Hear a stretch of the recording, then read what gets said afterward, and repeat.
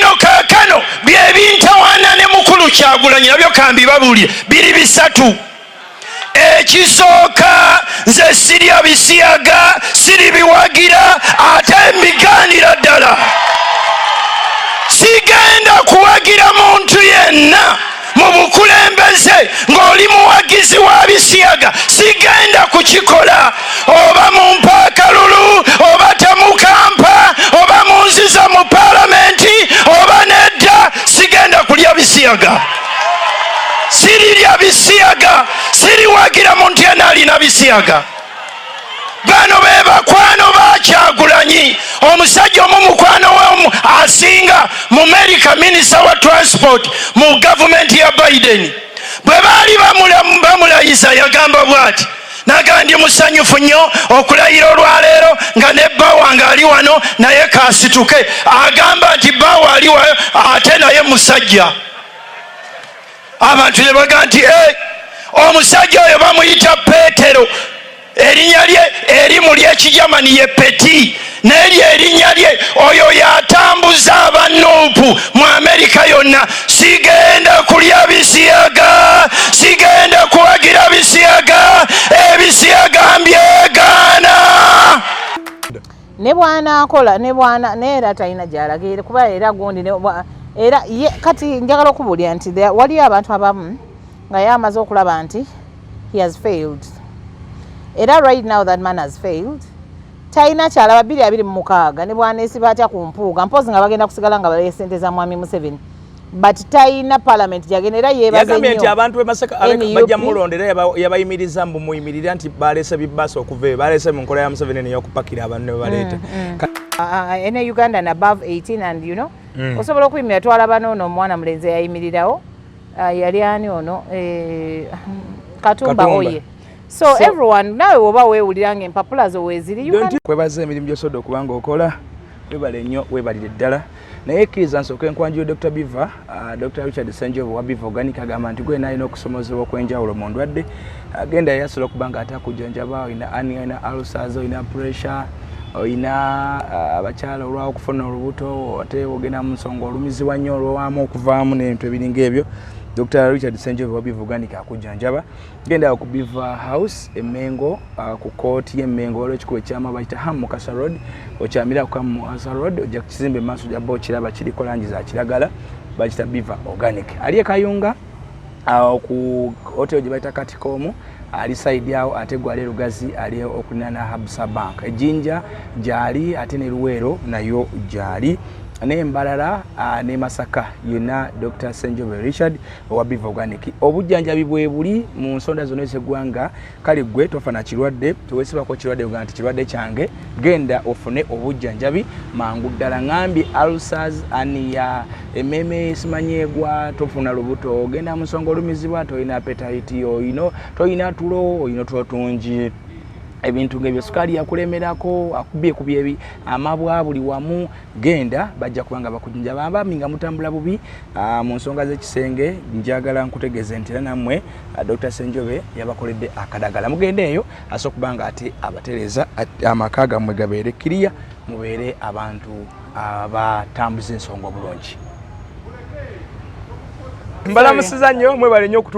okutugoberera mwana asoose twala speed naye omwana kiki bagamba omukazi walwawo okola okwegatta muna sikimanyi mbwe okwegatta therapy olimba era omuntu waba aluddewo benga nduddewo agwe toluddewo era toweza myezi 7 kati emyezi emituufu gyali badde ng'emyeka okale ebbanga ettuufu omuntu gye yali badde akola sikiinaako galanti ya budde naye okusinziira ku mbeera y'omwana ono gy'atulaze ate kukubanga ogamba ki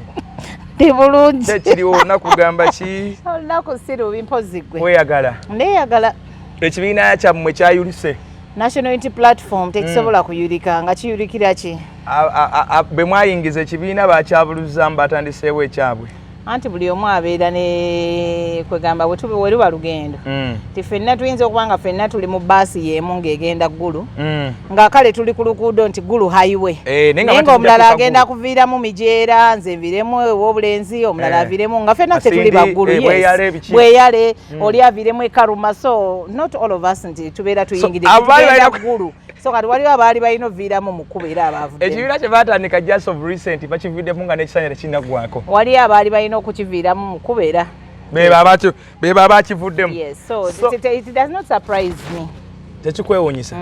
omugenzi Nchuli yakola statement n'agamba nti muyingiza abasajja abo naye bagenda kubeefuulira era omusajja nze yankola bubi nnyo okufa I think mukama yali amulabikiramu nnyo and there are some people bagamba obukadde magezi yes nga tomanya kyamukadde olwekigwayo obukadde magezi nga nemuvubuka wagayina lwakuba ate kati abakadde ab'ennaku zino they are disappointing us so much okitegeera nti era wali olwotuuka n'ogamba bwe nga ono omukadde ayogedde bw'ati nga teweegomba kukaddiwa okitegeera okusinziira ku nneeyisa y'abakadde okusinziira ku nneeyisa gy'aba yeeyisizaamu omukadde w'ennaku zino so ogamba sijja kukola ki kansabe katonda nneme ekkaddiwa oba okitegeera kubanga they've really disappointed us so much tutunulire ekintu kino kye baatandise agenda yaabwe yabadde yakuba Kyagulanyi yadde yakujjako President Museveni opposition right now nze kyenalabye byenawuliddeko speeches enagoberedde ate bali kulumba nnyo his excellency Robert Kyagulanyi era natudde ewange nina ne comment obaani yabadde yateeseyo akantu ku gundi ne ŋŋamba ne opposition ye Uganda tukyabonaabona nnyo instead of kulumba mwami Museveni kati emmundu zonna zitunuulidde Kyagulanyi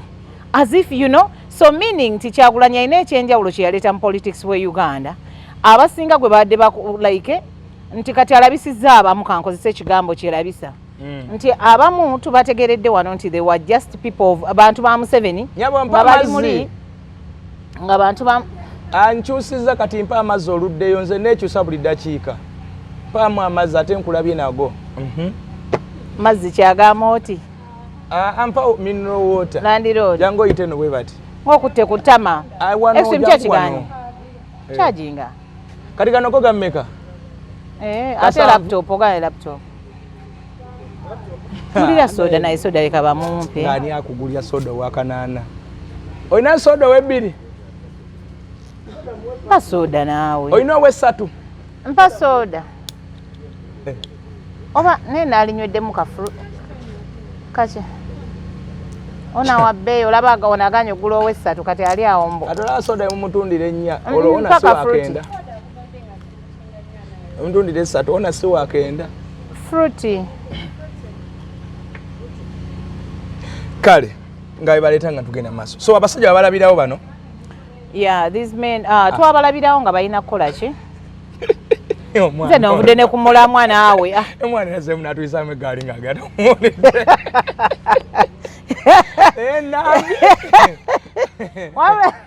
wabula tugenda kukwata ekifaananyi olina olabikira mu sheeno gwe tutunulire nade nuna speeches ez'abasajja bano omu ku omu tugenda batematema omu ku omu kyembadde nkubuuza nti kyabadde kyakuba President Museveni oba kyakuba Kyagulanyi nongamba speech zonna wazirabye speeches zonna badde mundu bazitunuza Kyagulanyi I don't know what their problem is because Kyagulanyi is not a problem naye nze kyemmanyi they are trying to do their work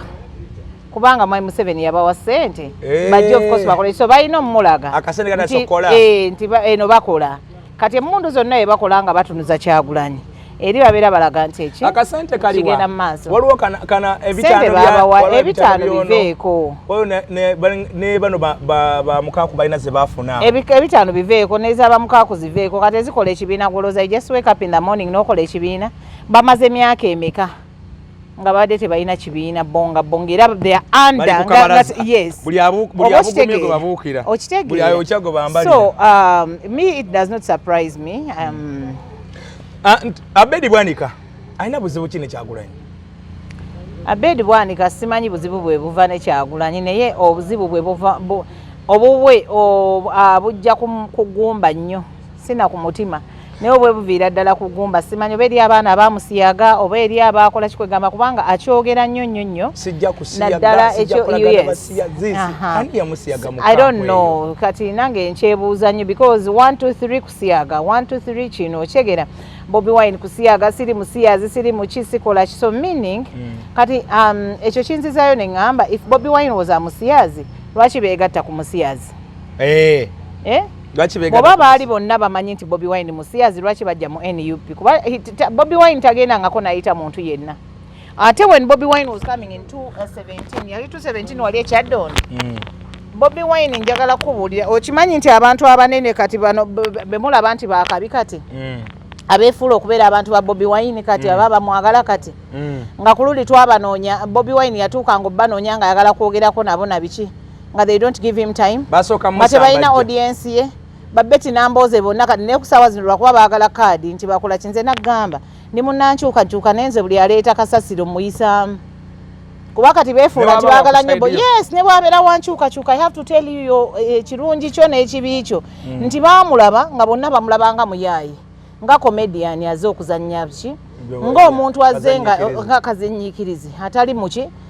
naye ku ssaawa zino buli omu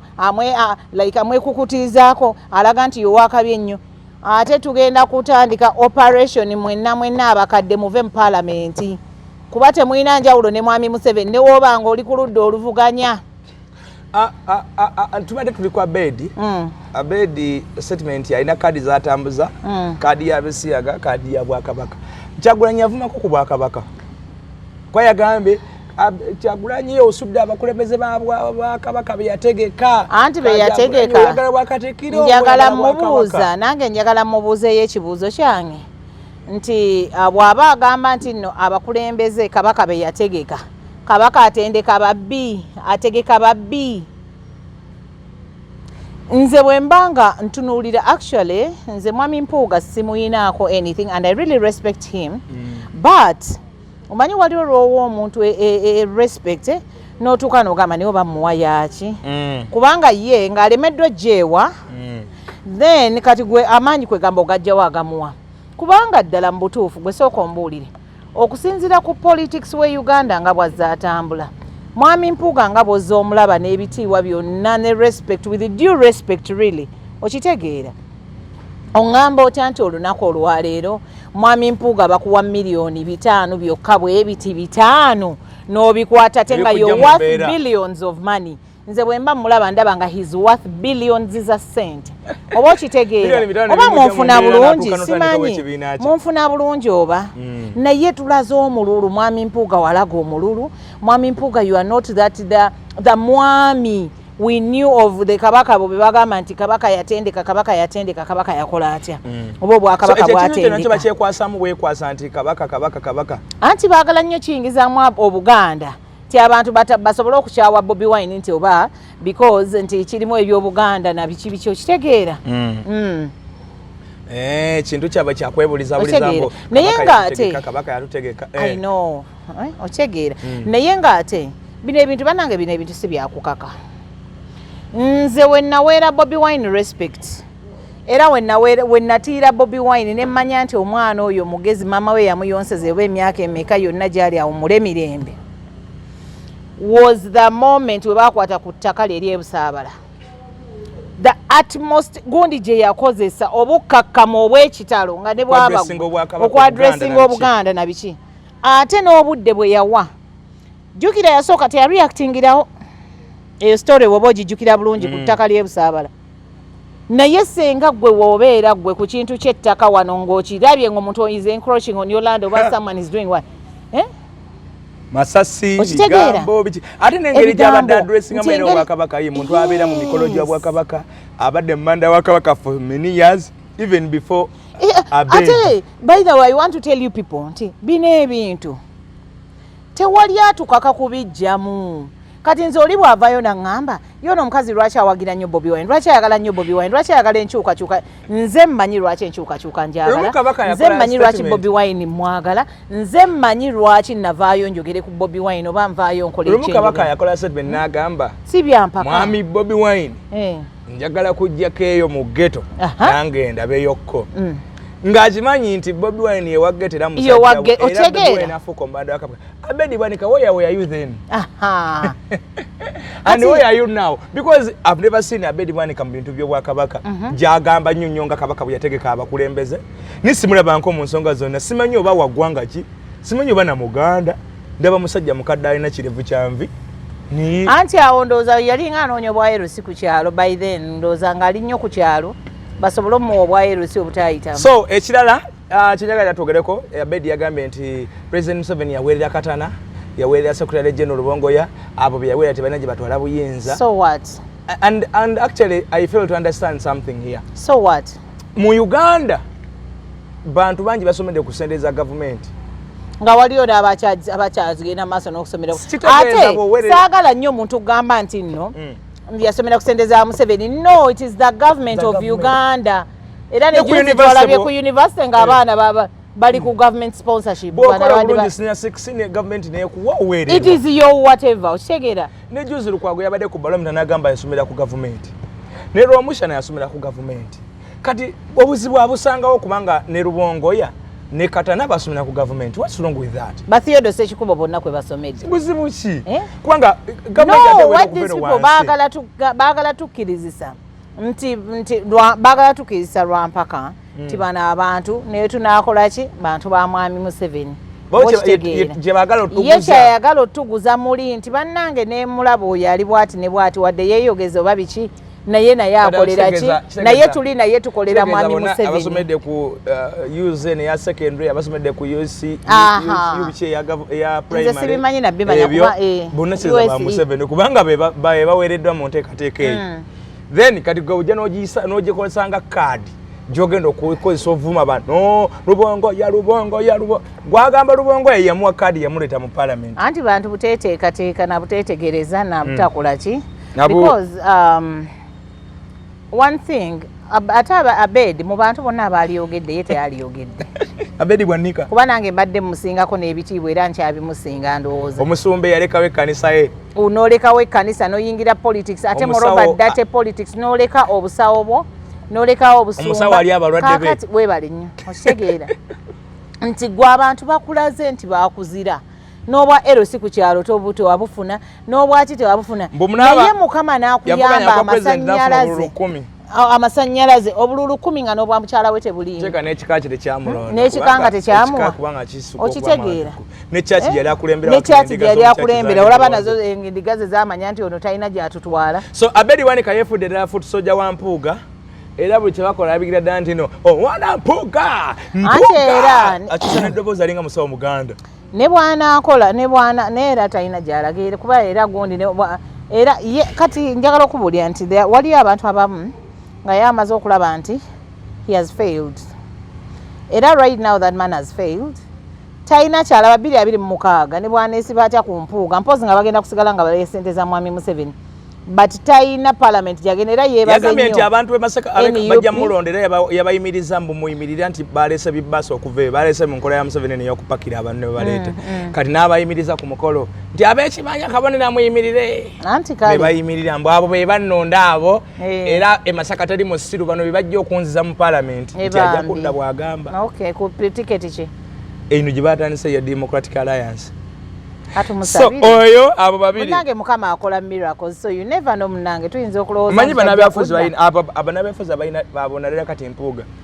ayinza oba Abedi kaluka ground ayinza okuba ntakayina naye balina kintu kye batera okukozesa akwata miliyoni ze 7 kuba bazirina nga kuliko eziri 5 ze yabba 5 bokatira batereka akwata miliyoni ze 7 n'agamba returning officer weebya bisatu kooti yeebya bina kati yene watakola campaign ne bagenda mu kalo ne kaggwa ne bagamba tugende mu kooti nze nawangula ne returning officer n'amulangirira gwe bawangule n'agenda mu kooti n'omulamuzi n'aguvubira eyo ne bamugula n'atambula emyaka 5 musango bagusala okulonda okulala kujje so eyo abasajja iteke gye bakozesa ono musajja w'Entebbe Fabulous Ruyinda meya w'Entebbe yakwata kyakuna olowooza atuuka atya ku parliament Kayanja Dipo wa DP ya wangule ne wabaawo okubiri okusatu oyo yakwata kyakuna oyo omumpi gwendabako omuzunguzungu naye kati aliwa ali mu bukulembeze kayanjadde paka tuba ekayunga ewa muwonge nakwedde yawangula akalulu ako bambi omukyalo yawangula truth be told omukyala nakwedde yawangula akalulu lwaki si yalimu bangi besobola okwaka example nga kyamazima akalulu bakamukuba naye nga ye ali ku maanyi ga mulamuzi maanyi ga returning officer na mulamuzi kati abo abasajja bampoga kye beesigirako asobola okwata olusanvu naluteekanagano olugenda kunzanyira omulimu naye mukama yakikoledde n'otegeko ebinaabyo n'ogenda okutuuka ku olwo ng'omulamuzi gwe wazi waafiiridde mu kabenje oba afudde ng'ate ye yafaaziridde ne bagusala nti ng'owabba akalulu ekyo bakirowoozaako ba tebakirowooza tugenze ku mulala Michael Mabike Michael Mabike ye yabadde mu busuuti nga yayambadde akantuntu bwe kati yagambye husband yakoze yagambye nti baali awo nga banoonya ayimba emmisa mbu ne bakwata amaganduula ne bagawa omuvubuka ayimba emmisa mbukadde omuvubuka ali wakati mu mmisa ebigambo ebiddako tabimanyi naye mbu Reverend Father amaze okutuuka Michael Mabike oyo be bamu ku bataafuna kaadi oyo obusungu bwe bwalina bwa kaadi jjukira yali agala kaadi y'e Makindye East gye baawadde likinnyeko ne batagimuwa kati awo yatandikira ekisunguwira kiri muli kullo ku mutima Reverend Father amaze okukola ki amaze okutuuka Reverend Father Mpuuga mbu bakwata omuvuka ne bamuwa okuyimba emmisa omulala yabadde Uncle Kasibante namulabye ayogeza maanyi mangi nnyo yina abulukusa amatama alinga asogola omwembe mukwano gwange muleke si bwe bwoba omubudomola obwo bwe bugeza abantu amatama Kasibante gwanya gwannemye okutegeera naye simbizi anti byonna bitambula wamu embizi n'omenga baluganda oyo ye yagambye tebabawuddiisa tewali ekibiina nti waliwo kabona ekibiina ekigaba kaadi oba oyagala kaadi y'ekibiina kyonna genda ku ground obeere mu structures z'ekibiina naye ate teyayogedde bulungi awo nno ye yayogedde bulungi nti omuntu yenna genda ku ground nze bwe ndowooza nange alina byeyayongeddeko naye naye yabadde n'obusungu jjukira naye yalemwa kaadi y'erubaga abo nkutidde abo rubaga ye yeriwa erimu Abubeka Lukawalya wabula abo be basajja abateekawo eggume Kyagulanyi abayita People Power Movement etandise baagaana okujja mwalimu Kasibante Moses mwalimu omugenzi Katolu Bwama his rest in peace mwalimu Sajja Lyabeene we Makindye Ssaabagabo kati abo bagambanga ngani yegatta ku muvubuka naye nga Sajja Lyabeene nga ali ku gundi yako Serukenya yamuwangula Sajja Lyabeene ono omunene omuwanvu ayambala galubindi mutegedde alina akazigo naye yagwa wabula mbadde mu mistakinga ne mulya nnyama yagwa kati ekibasuula Katolu Bwama yakola statement n'agamba nze ndi brandi sisobola kukola wamanzi jukira akagambo nze ndi brand ndi Coca-Cola simanyi ndiki ngenda ndi ew'omwana omutombo ampe kaadi olwo kaadi ebalema Kyagulanyi abayise n'oyo Kasibante n'agaana okiwulira so bagenda okupapala okujja ng'obudde tebukyaliwo kaadi zonna zaweddewo kaadi bamaze okugiwa Abubeka Kawalya era Kasibante musajja atu yagenda mu kalulu n'agwa bwe yagwa bwe busungu naye kati bwali ate naye busungu naye kati busungu bwakiddala ng'era yali yokko si nti yalibadde nti tabeeranga yokko we baafuna okubeerayo lwaki teyautilizing at the time gye yayina ogikozesa bulungi andi bagamba mu Kyagulanyi yeeta obuvubuka obwabajjayo ne Katolu Bwama yafa agamba nti obwana banuupu obwo jjukira naye Katolu Bwama ye yaliyo ano Aloysius Mukasa n'amukola ki n'amugjayo bagambye neno baamukuba emizibu mu katale Aloysius Mukasa akatale kawo awo awo mugundi awo awo bamukuba emizibu emigo nga sikimbaji ate nga mubaka wange yateseewo office yateekawo office ennaku ezo kati myezi 3 naye oba emumenyera ki baagala bagazi kati biseera byakalu kati baziika okufa n'ekyokuziika kireke naye njagala bino ebigambo byange mbyogere nga ntunula mu kamera we guba nga gwali muyagaluli bannanga balonzi mukozese ku bwongo bwammwe ku luno n'amagezi gammwe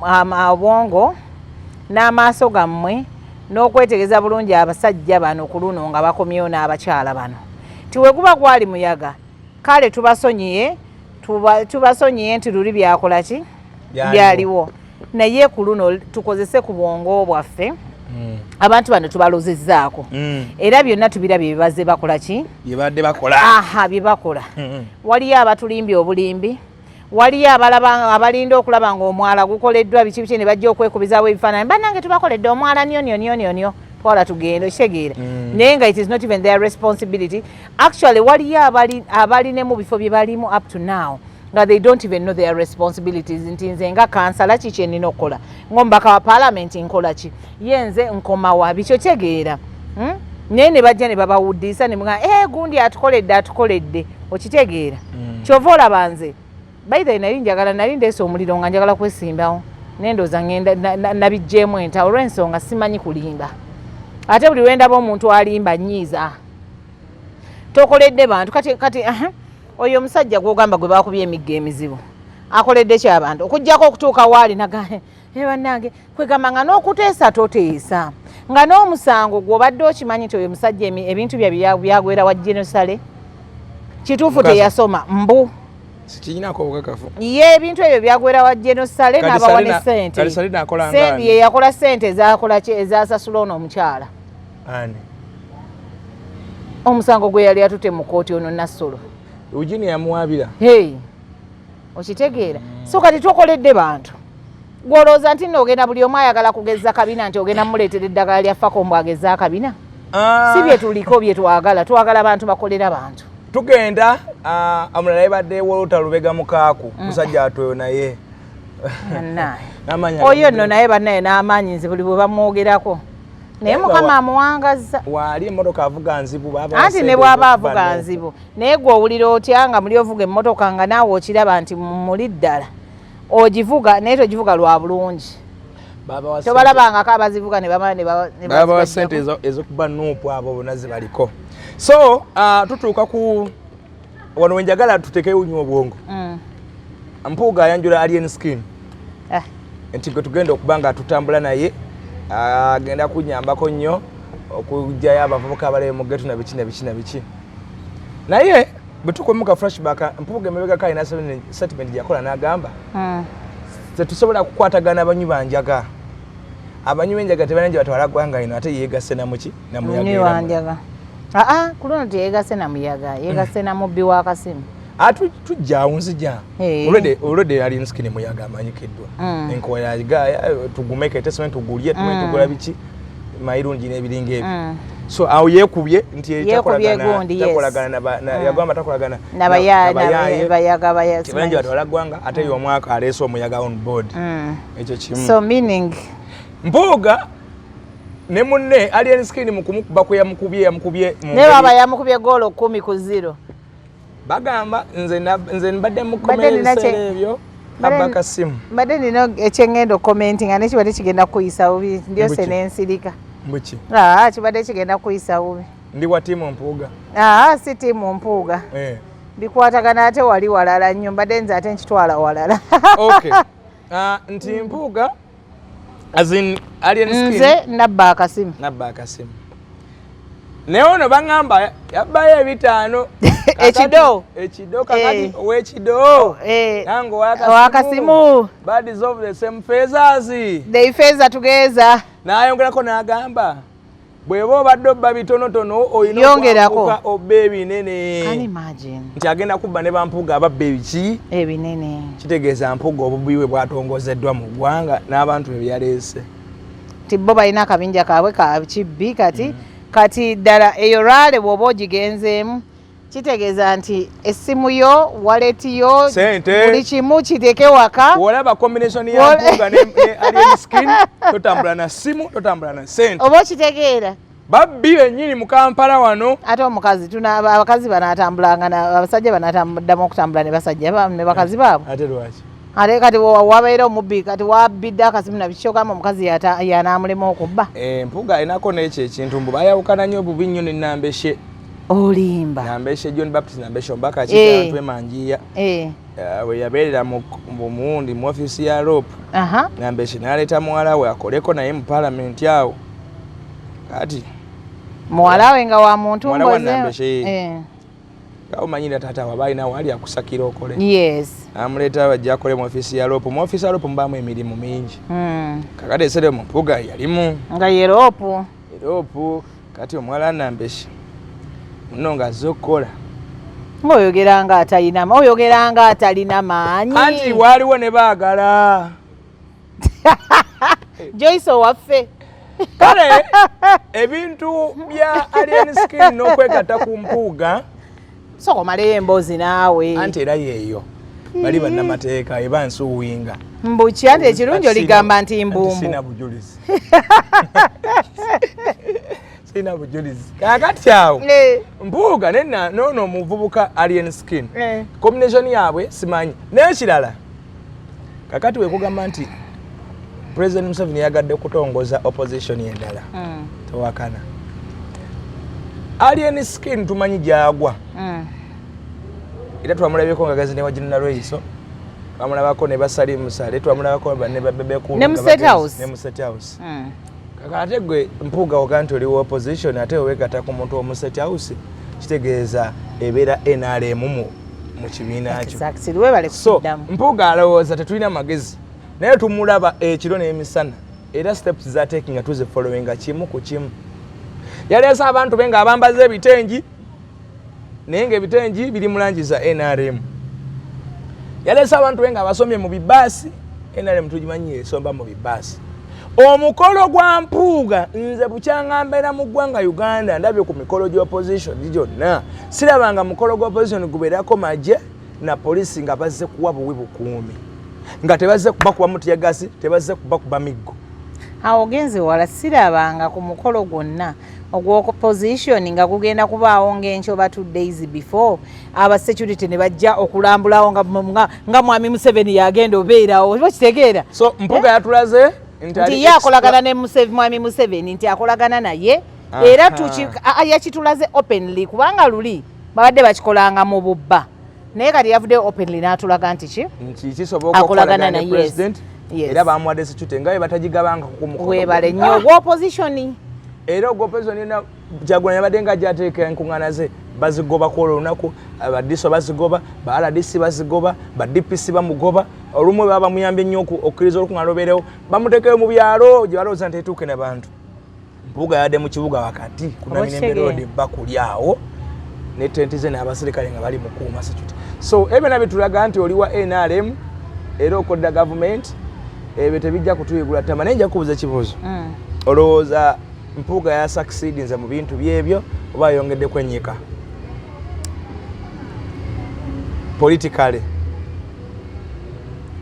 politically he has sunk the sinking gyatagenda nakuvaayo nti neba n'abanga abidde mu mazzi bajja mukufusa nga gaba Nairo mugga Nairo nga gamukulusizza oba atuuse Egypt oba ayise namu oba kitegeera n'obutamusanga akulukuta agenda abidde aziikwa actually yaziikiddwa amaziika ga mpuuga that is what we should say because one thing is yatulaze totally who he is bino byetubagamba bulijjo tubeera n'abantu wano oli n'avaayo naga opposition ye wululu nayogera nnyo n'agamba n'olowooza ono nno tutambula naye ndowooza naye ng'ekiro be bambala gomasi ne wiigi ne bagenda ewa mwami Museveni ekiro be bakwata bu Ipsam ne babuvugana ne bagenda mu State House ne basisinkana abasajja ba mwami Sale ne bagenda eggulu ne babawa ssente ne bakola kyo kyegera naye bagamba nti eryokanga n'etonnya tulaba ensiisira bwe zaali okitegeera so byonna Mukama abitulaze era tumwebaza nti bonna tetugenda tutambula nabo lwakubanga era tukyalina gundi nnene nnyo Bobi Wine still has a very big challenge nti Mukama yatumma emitima gy'abantu bano ogikola ki kati nina omusajja gwentera okulaba buli we wabeerayo press conference ajja kumpe wano n'ayogeza maanyi mangi nnyo promoter yeeyita promoter na biki ayogeza maanyi mangi nnyo n'akulaga nti ayagala nnyo Kyagulanyi ayogeza maanyi mangi nnyo n'akulaga nti ali ku opposition ne be basiiba eggulu ewa Salimusali promoter kyoyo jemba ate kati nkugambe ki awo be bantu bali mu kulya musendeze oyo omunene naye bw'omulaba wali ku NUP akwata ssente afuwa bana ababeera bayimba nabiki kati kwegamba ne weebuuza bannange bantu ki be tunaatambula nabo ekintu kya Mpuuga kino tugenda kutambula ne baani era Bobby still has a very big kyanafuyizamu ko Nuupu oba tekirina kyekinafuyiza Nuupu because one thing is Mpuuga takyalina support by the let me tell you ndowooza olaba bwe yagamba nti nno ye kabaka wa Masaka ate ye bwe yali agenda e Masaka ndowooza watunula lulinga agenda nga ne Busega talina the borders wera taane zimukola ki nga bamugagenda nga buli omu amugamba genda n'ekidoo kyo oba okitegeera so there is no way he can say nti anafuyiza nti NUP. To me, I don't think nti alina kyaginafiiza wabula there is something they've learnt more from what he has done. What can you say about to the people that bannabyafuzi be yakuŋŋaanyiza endabika yaabwe okimanyi nti nno endabika y'abantu be yakuŋŋaanyiza ne ambassador ya Firebase nate be yakuŋŋaanyiza ku mukolo gwe basinze ekitiibwa kati abantu ababadde ku mukolo gwa Firebase ogwa ambassador wa Firebase ewaabwe babadde bakitiibwa nanyo okusinga n'abantu ono be yabadde namu because era twabadde tubasuubira. So you can't tell me nti so bano bamukaako oba nafuya naawe tolina ky'oŋŋamba nze nkugambye nti no even at least oli okuvaayo ogamba nti pacho n'erinnya limanyikiddwa ndowooza okusinga ne mukaaku they will even ask mukaaku yaani okitegeera because political abo bantu baafa dda ne wegabanga gundi kuvunda n'embugo zonna zaakola ki political failures baziikibwa dda tulina kubasomako mu archives mabike. So those are people who should not even come out and talk. I can't be there and give them my time, no. So bano Bampuuga simanyi bo kye bayita batandikira mu DP wherever they started from. Mpuuga batandikira mu UID n'amaani agenda mu DP n'amaani agenda mu simanyi 4GC bateka waawo ka pressure group ke batonda waawo n'amaani avaawo n'agenda neegatta ku ekino ekibiina kya Mama Mbabazi. Nze sibimanyi sana federal simanyi biki yali kibiina kya Mama Mbabazi bakiyita go forward. Kati olaba omuntu ng'atagadde ebyo byonna by'otagadde olinga omuntu atamidde omanyi omutamivu takkiriza nti atamidde anywa wano n'agenda mu bbaala eri ne bamugoba n'agenda wali ne bamugoba n'agenda mu bbaala endala n'awunzikira ng'alina bamukubidde ecupa n'afa. Badabo ddiira bagenda mu go forward nga nsimbi ze zibatutteyo ziyukira ne Mwami Sseggona kati nayo eriwa kati eriwa bwe yava mu go forward n'asooka beerabeerakawo ne batandika okuddamu okuyiribya DP ne bayiribya DP baabo simanyi DP buloko anti kati nkubuuza byonna biriwa kati wuyo mu DP Alliance Democratic Party Alliance Democratic Alliance bwe bakiyita ekintu kyabwe so bo bali abwe bateyo atyo awebuguma we balaga wanyoga we badduka so tugenda mu kaluka 2020 neteekateeka yaabwe ogiraba nga yamuggundu oba kumala biseera bamala biseera to me bali kuyambako kale mu M7 okubanga dividinga mu bululu ffe nga aba NUP bwe balifunye that is the only thing that helping him era ne sente ekinnuma nti sente z'omuwi w'omusolo zezikola ki ezonooneka ekintu Mpuuga kyali mukola okutematema bw'aba balowooza nti baagala kujjako President Museveni ate ne mubanga gw'otematemoona akuyambyeko kujjako President Museveni. Mwami Museveni yakugamba 2026 ayagala wabeere nga tewali opposition. So these are one of the things nti era ekyo kyabadde alina okukola ku time eno nti 2026 by the time wetugendera mu kalulu of course opposition nga yawuzaamu ku obululu bwa NUP because right now wotunira ku opposition era NUP yesinga babaka yesinga abantu wetudda ku ludda lwa opposition yes. So lwaki Mpuuga obusungu abuyina ku Kyagulanyi na Nuupu okusinga okububira na President Museveni nakulwa mu buyinza buli statement zonna zebakoze one Mwami Museveni mukamawe ate two Mwami Mpuuga yali naye akyagala office eya lopu gwolooza kyangu nnyo okujja mu office gy'obadde olyamu ebyakabi ne bateekawo omuntu omulala oyinza omwagala kamukozayo 5 butakwata 5 ate yina abikwata kati ate kyakinenyezaani anyway bwe bitwe byabadde tetumanyi gye kinaggwera Mpuuga aleka ayagala bwa president kuba bano beda gwe bagamba tuleese Reverend tuleese Eliande tuleese so Masaka no kubwa gwanga like a presidential candidate amaso tugateese ku lutimbe so omusubira omulaba ku ballot Mpuuga if he comes we wish him the best we let the voters decide anak yes he's a Ugandan no he's a Ugandan and any Ugandan above 18 and you know osobola okuyimira twalaba n'ono omwana mulenzi yayimirirawo yali ani ono Katumba oye so everyone nawe woba weewulira ng'empapula zo weeziri